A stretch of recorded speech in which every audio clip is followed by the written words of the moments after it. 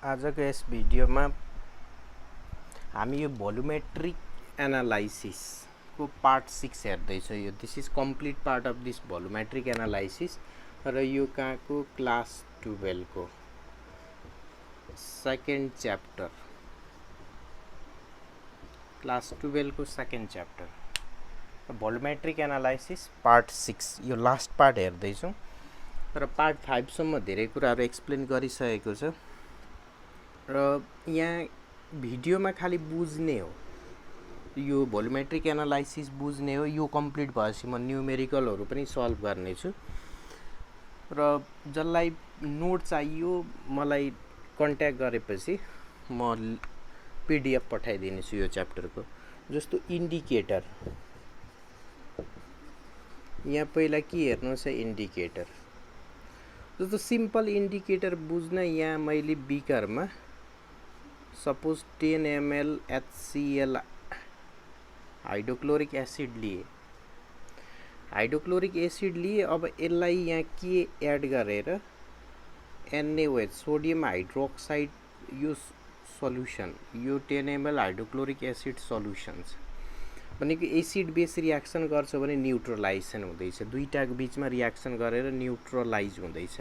Neutralise हुँदैछ भने यो 10 ml HCl यो कति छ, 0.1 N को छ र यो NaOH पनि यदि 0.1 N को लिए भने 10 ml नै चाहिन्छ कम्प्लिट रियाक्सन हुन। भोल्युम बराबरी भयो भने नर्मालिटी इक्वल छ भने भोल्युम पनि बराबरी चाहिन्छ कम्प्लिट रियाक्सन हुन।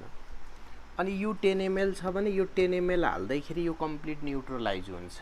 न्युट्रलाइज भयो कि भएन, अब यो चेक गर्ने केमिकल कम्पाउन्ड चाहिँ के हो, त्यो चाहिँ के हो, इन्डिकेटर हो। अब इन्डिकेटरले कसरी इन्डिकेट गर्छ, जस्तो सुरुमा यहाँ एसिड थियो, मैले लिटमस पेपर हालेँ। लिटमस पेपर हाले भने यो एसिडिक मिडियम छ, एसिडिक मिडियममा रेड कलर सो गर्छ। अनि जबसम्म एसिड बचेको हुन्छ यो रेड दिन्छ। जब यो एसिडले कम्प्लिटली बेससँग रियाक्सन गर्यो, कम्प्लिट रियाक्सन भयो, जस्तो NaOH हाइड्रोक्लोरिक एसिड र NaOH र HCl लाई रियाक्सन गरायो भने साल्ट र वाटर बन्छ। जति एसिड छ यहाँ र त्यसलाई जति अल्काली चाहियो रियाक्सन गर्न ठ्याक्कै सेम एमाउन्टमा हालिदियो भने के गर्छ, कम्प्लिटली साल्ट र वाटर बन्छ। अब बेसिक मिडियम छ भने लिटमसले ब्लू देखाउँछ, अनि न्युट्रल मिडियम छ भने लिटमसले के देखाउँछ, कलरलेस देखाउँछ। कलरलेस यानी कि कलर चेन्ज हुँदैन, कलर चेन्ज हुँदैन। अनि एसिडिक छ भने ब्लू चेन्ज इन्टु रेड हुन्छ, बेसिक छ भने रेड चेन्ज इन्टु ब्लू हुन्छ। तर न्युट्रल बनिदियो भने रेड र ब्लू कुनै पनि चेन्ज हुँदैन। अनि यहाँ इन्डिकेट गर्छ कि एसिड बेसको बिचमा कम्प्लिट रियाक्सन भयो। त्यही केमिकल रियाक्सनको इन्डिकेटर भनेको के हो, indicator are the chemical substance that indicate, त्यसले इन्डिकेट गर्छ the completion of the chemical reaction. Chemical reaction complete भयो, त्यो completion of chemical reaction represent गर्छ कसले, यो इन्डिकेटरले, by changing their own colour. अब जस्तो मिथाइल ओरेन्ज फेनोप्थ्यालिनहरू युज गर्छ भने त्यहाँ कलर चेन्ज गरेर देखाउँछ। यहाँ कलर चेन्ज नभएर रियाक्सन कम्प्लिट भयो, यो रिप्रेजेन्ट गर्छ, दिस इज कल इन्डिकेटर। र जुन केमिकल कम्पाउन्डले रियाक्सन कम्प्लिट भएको इन्डिकेट गर्छ, दिज आर कल इन्डिकेटर्स। अब यो इन्डिकेटर्स हेर्छौँ भने हामीले इन्डिकेटर्स, यसको मेन टाइप हेर्नु छ। टाइप अफ इन्डिकेटर एउटा के हुन्छ, इन्टर्नल हुन्छ। फर्स्ट हुन्छ इन्टर्नल इन्डिकेटर। त्यस्तै अर्को सेकेन्ड टाइप हेऱ्यो भने सेल्फ इन्डिकेटर र अर्को थर्ड टाइप हुन्छ एक्सटर्नल इन्डिकेटर। भनेको कुनै पनि रियाक्सन मिक्सरमा नै युज गर्छौँ भने यसलाई भन्छ इन्टर्नल। जस्तो म रियाक्सन कि यो ब्युरेट, अगाडि हामीले ट्राइटोसन के हो त्यहाँ हेरेको छु, यो ब्युरेटमा मैले के राखिदिएँ, ब्युरेटमा सपोज H2SO4 अनि यहाँ तल कोनिकल फ्ल्याक्स राख्छ। यो ट्राइटेसन गर्दाखेरि यो ट्राइटेसन गर्ने यो के हो ब्युरेट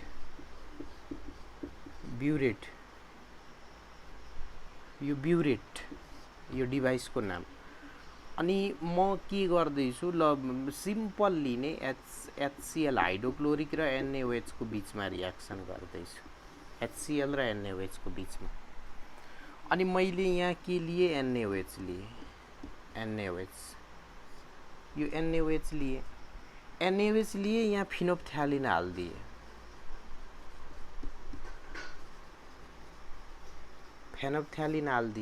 फेनोप्थ्यालिन हाले भने यो बेसिक मिडियम छ। यहाँ सुरुमा यहाँ बेसिक मिडियम छ भने फिनोप्थ्यालिनले कस्तो कलर दिन्छ पिङ्क कलर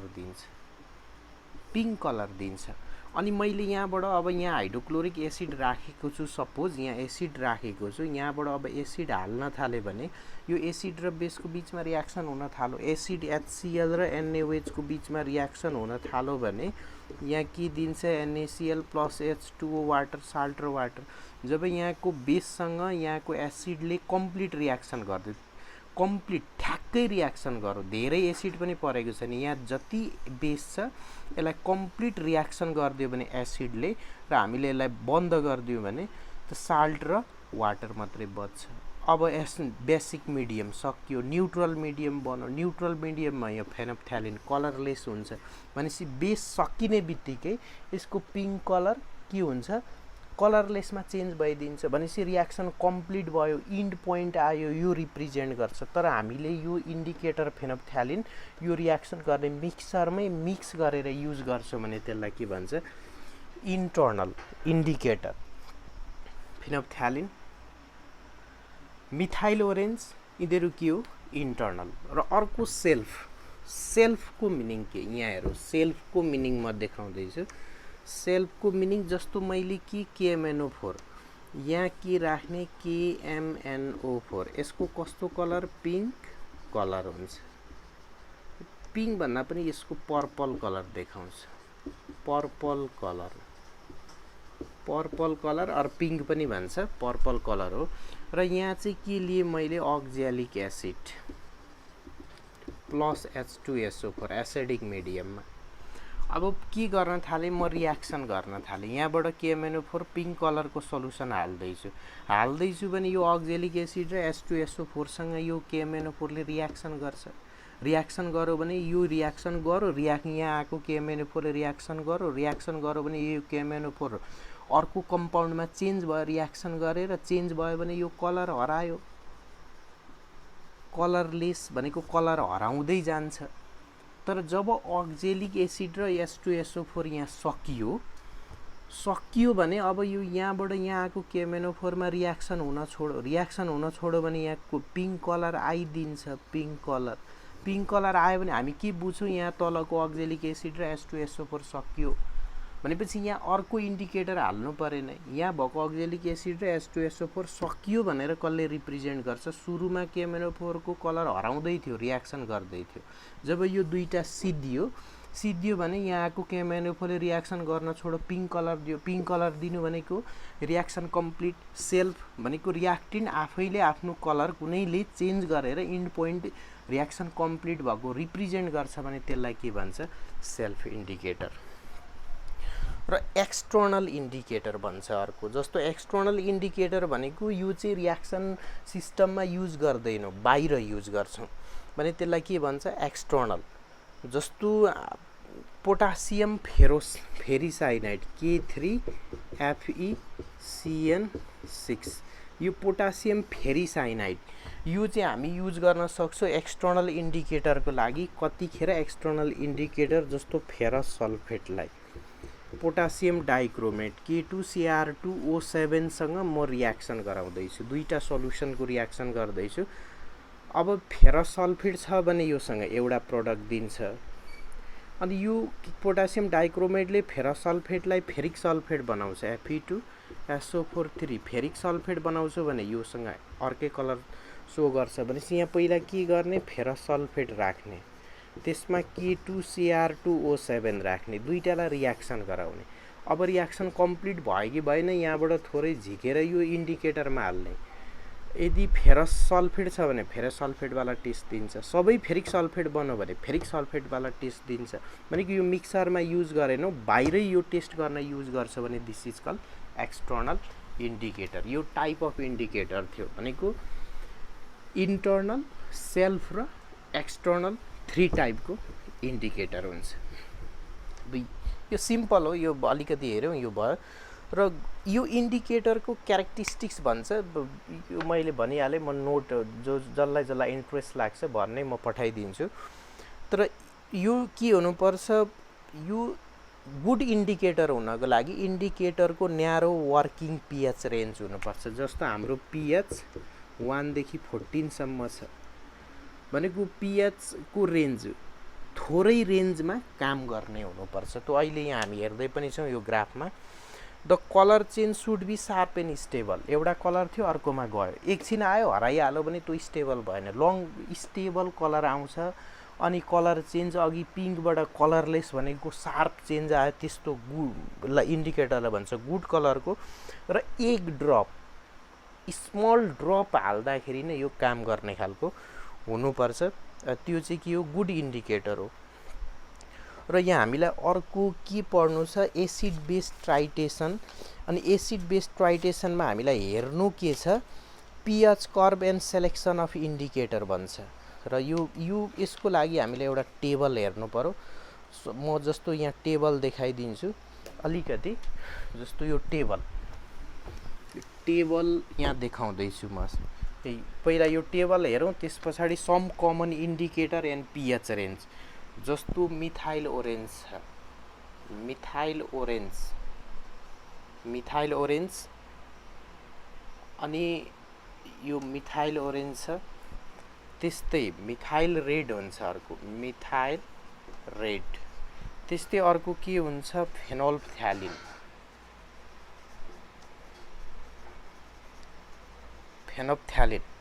र लिटमस पेपर। अनि कलर इन एसिडिक मिडियम भनेको H+ भनेको एसिडिक मिडियममा कलर। अनि OH- भनेको बेसिक मिडियममा कलर कस्तो हुन्छ। र पिएच रेन्ज कति हुन्छ, पिएच रेन्ज यो आउनु पर्यो। यो रेड हुन्छ एसिडिक मिडियममा, यो रेड हुन्छ। फिनोल्फ्थ्यालिन कलरलेस हुन्छ, कुनै पनि कलर देखाउँदैन एसिडिक मिडियममा। लिटमस पेपरले एसिडिक मिडियममा रेड देखाउँछ, यो थाहा छ। बेसिकमा ब्लू देखाउँछ, यो पनि थाहा छ हामीलाई। अनि यसमा कस्तो आउँछ, यो रेड छ भने यो बेसिकमा येल्लोमा जान्छ, यो येल्लोमा जान्छ। यो कलरलेस बेसिकमा फिनोल्फ्थ्यालिनले पिङ्क कलर दिन्छ, यो हामी सबैलाई थाहा छ। अनि पिएच रेन्ज चाहिँ कति हो यसको, 3.1 to 4.4 को बिचमा देखाउँछ यसले 4.2 to 6.3, 4.2 to 6.3 यसको पिएच रेन्ज। यो याद गर्नुपर्छ, यसको कुनै केही ट्रिक लाग्दैन। 8.2 to 10, 8.2 to 10 को बिचमा देखाउँछ।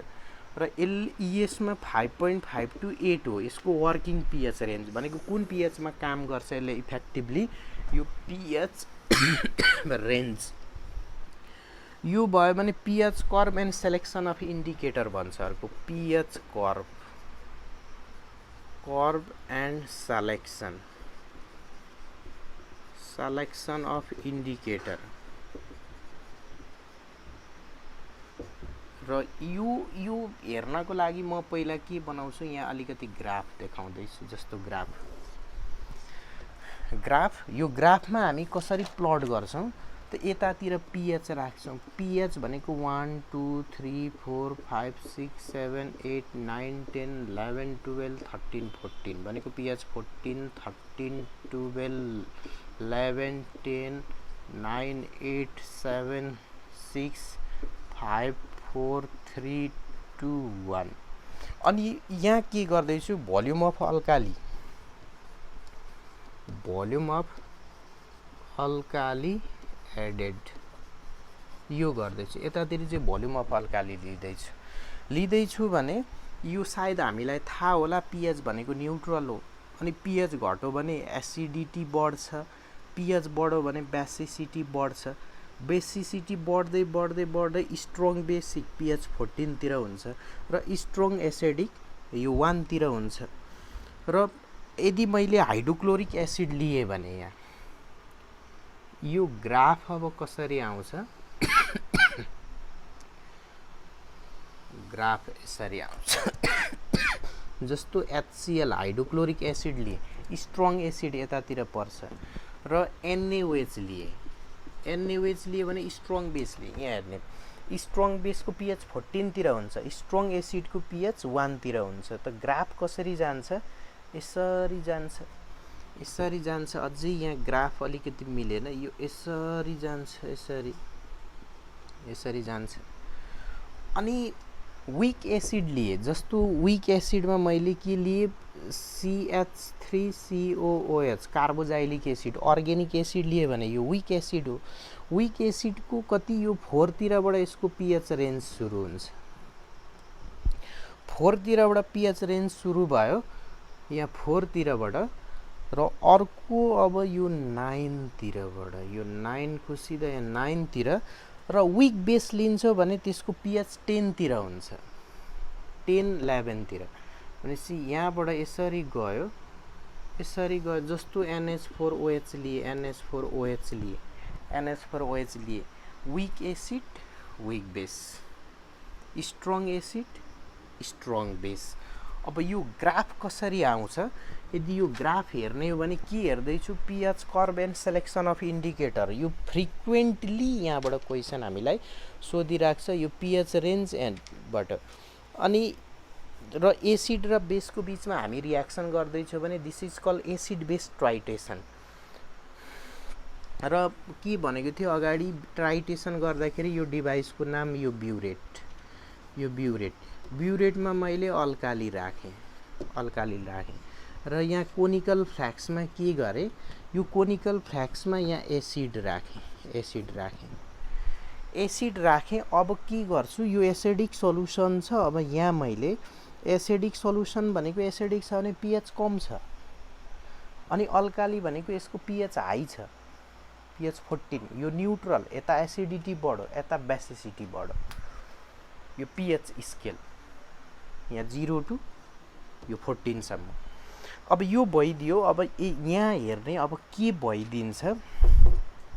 भइदिन्छ भन्दा यो यहाँको यो अल्काली हाल्न थालेपछि यो रिजल्टिङ सल्युसनमा हामीले हेर्यौँ भने यो रिजल्टिङ सल्युसनमा एसिड थियो, pH कम थियो, स्ट्रङ एसिड थियो भने यतातिर थियो, वीक एसिड थियो भने यतातिर थियो। अब मैले यहाँबाट अल्काली एड गर्न थालेँ, अल्काली एड गरेँ भने भोल्युम अफ अल्काली के हुन थाल्यो, इन्क्रिज हुन थाल्यो। भोल्युम अफ अल्काली इन्क्रिज हुँदाखेरि pH पनि के भइदियो, यदि अल्काली हाल्दैछु भने यहाँ एसिड कम हुन थाल्यो, अल्कालीको एमाउन्ट बढ्न थाल्यो। यहाँ भनेको अल्काली बढ्नु भनेको pH बढ्न थाल्यो भनेको यस्तो खालको ग्राफ आइदिन्छ। अनि यो भोल्युम अफ अल्काली, यो रिजल्टिङ सल्युसनमा volume of alkali versus pH लाई हामीले यो प्लट गरिदियो भने ग्राफमा यसलाई के भन्छ, pH कर्भ भन्छ। यसलाई के भन्छ, pH curve, or this is also called titration curve. यसलाई ट्राइटेसन कर्भ पनि भन्छ। ट्राइटेसन कर्भ भनौँ भने यसको हेल्पले थ्योरी त मैले नोट पठाइदिन्छु भनेको छु। यहाँ के हो, pH कर्भ और ट्राइटेसन कर्भ भनेको यहाँ एसिड लियो, यहाँ अल्काली लियो, यहाँबाट मैले अल्काली यहाँ हाल्न थालेँ भने भोल्युम अफ अल्काली यो रिजल्टिङ सल्युसनमा इन्क्रिज हुन थाल्यो र एसिड घट्न थाल्यो, अल्काली बढ्न थाल्यो भने pH के हुन थाल्यो, बढ्न थाल्यो। अनि यस्तो खालको कर्भ आउँछ। यहाँ स्ट्रङ एसिडबाट सुरु गरेको भने यहाँबाट सुरु हुन्छ, वीक एसिडबाट सुरु गरेको भने यहाँबाट सुरु हुन्छ, र स्ट्रङ बेस हाल्दैछौँ भने यहाँ पुग्छ, र वीक बेस हाल्दैछौँ भने यहाँबाट सपोज एमोनियम हाइड्रोक्साइड यो यतातिर गएर pH कन्स्टेन्ट देखाउँछ। यही हो pH कर्भ वा ट्राइटेसन कर्भ भनेको। अब यसको एप्लिकेसन के भन्दा इम्पोर्टेन्ट एप्लिकेसन के हामीले ट्राइटेसन गर्दाखेरि एसिड बेसको ट्राइटेसन गर्दा कुन इन्डिकेटर युज गर्ने मेन त्यो कुरा हेर्नु पर्यो। कुन इन्डिकेटर युज गर्ने त्यही हो सेलेक्सन अफ इन्डिकेटर। यो कम्पिटेटिभ इन्ट्रान्स एक्जामहरुमा पनि सोध्छ। जस्तो स्ट्रङ एसिड स्ट्रङ बेसको बीचको ट्राइटेसन कर्भ कस्तो आउँछ। त मैले यहाँ ए गरे, यहाँ बी गरे, यहाँ सी गरे, यहाँ डी गरे, अनि ई र एफ भनेको यहाँ ई गर्दे, यहाँ एफ गर्दे। भनेको ए बी सी डी टाइपको कर्भ आयो भने स्ट्रङ एसिड स्ट्रङ बेसको बीचमा ट्राइटेसन हुँदैछ यहाँ बुझ्ने, र ए बी सी एफ आयो भने स्ट्रङ एसिड र यहाँ गयो भने विक बेसको बीचमा ट्राइटेसन हुँदैछ। त्यस्तै ई बी सी डी आयो भने विक एसिड र स्ट्रङ बेसको बीचमा ट्राइटेसन हुँदैछ, र ई बी सी एफ आयो भने विक एसिड र विक बेसको बीचमा ट्राइटेसन हुँदैछ। भनेपछि अब मैले फर्स्ट के लिए strong acid versus strong base, यो स्ट्रङ एसिड र स्ट्रङ बेसलाई ट्राइटेसन गर्दैछु भनेको curve A B C D टाइपको आउँछ।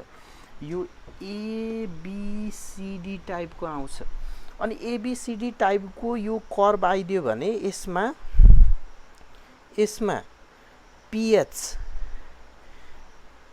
पीएच रेन्ज कहाँदेखि कहाँसम्म इन्क्रिज भएको छ त्यो हेर्नु पर्यो। भनेको एबीसीडी टाइपको कर्भ आयो र यो टाइपको कर्भ आयो भने pH change from 9 to 11, pH change भनेको पीएच चेन्ज यदि यो कर्भमा यसको यो 3 को सिधा हेर्यो भने यहाँसम्म त बिस्तारी पीएच चेन्ज हुँदै थियो। अनि यहाँ 11 सम्म पनि 11 भन्दा माथि, यो 11 भन्दा माथि हेर्यो भने यहाँदेखि यता जाँदाखेरि बिस्तारै पीएच चेन्ज हुँदै थियो। भनेको अलिकति ग्रेजुअल चेन्ज पीएचमा कहाँदेखि कहाँसम्म देखायो स्ट्रङ एसिड स्ट्रङ बेसको बीचमा यहाँदेखि यहाँ, भनेको पीएच चेन्ज स्ट्रङली 3 to 11 को बीचमा पीएच चेन्ज आउँछ।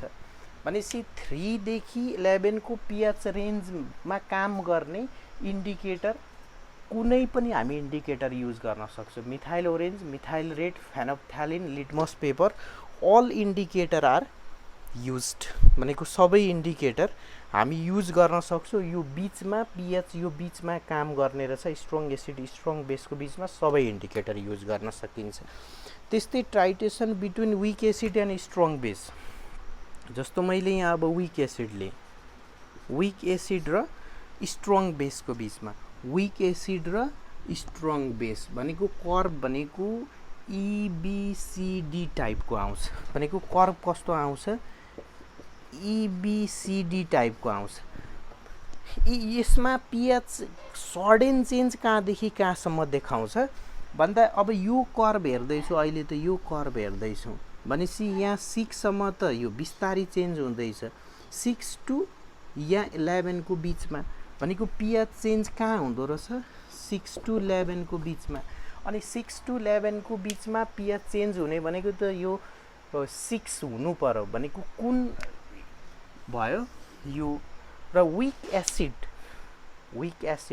र स्ट्रङ बेसमा ट्राइटेसन युज गर्छु भने पीएचमा वर्किङ गर्ने 6 to 11 कसले काम गर्छ फिनोप्थ्यालिन 8.2 to 10 भनेको 6 to 11 को बीचमा भयो, यो इन्डिकेटर युज गर्न सक्छु। त्यस्तै ट्राइटेसन बिट्विन स्ट्रङ एसिड, अब यहाँ चाहिँ स्ट्रङ राखिदियो स्ट्रङ एसिड र यहाँ चाहिँ के राखिदियो विक बेस। स्ट्रङ एसिड भनेको यहाँबाट सुरु भयो भनेपछि कर्भ कस्तो आउँछ स्ट्रङबाट विकमा जानु पर्यो, ABCF टाइपको आउँछ। कर्भ कस्तो आउँछ ABCF टाइपको कर्भ आउँछ। अनि यो ABCF टाइपको कर्भ आयो भने पीएच सडन चेन्ज त यतातिर छ नि, यसको सडन पीएच चेन्ज कताबाट देखाउँदैछ यसको ग्राफमा नमिले पनि म यहाँ 3 to 8 किनकि लगभग 8-9 तिरसम्म यहाँ चेन्ज हुँदैछ यहाँसम्म, यहाँबाट बिस्तारी चेन्ज हुन थाल्यो। यहाँ 3 बाट स्ट्रङको चेन्ज 3 बाट यहाँदेखि यहाँसम्म स्ट्रङको अनि विक एसिड र स्ट्रङ बेसको यहाँदेखि यहाँसम्म। त्यस्तै स्ट्रङ एसिड भनेको यहाँदेखि सुरु अनि यहाँसम्म 3 to 9 सम्म।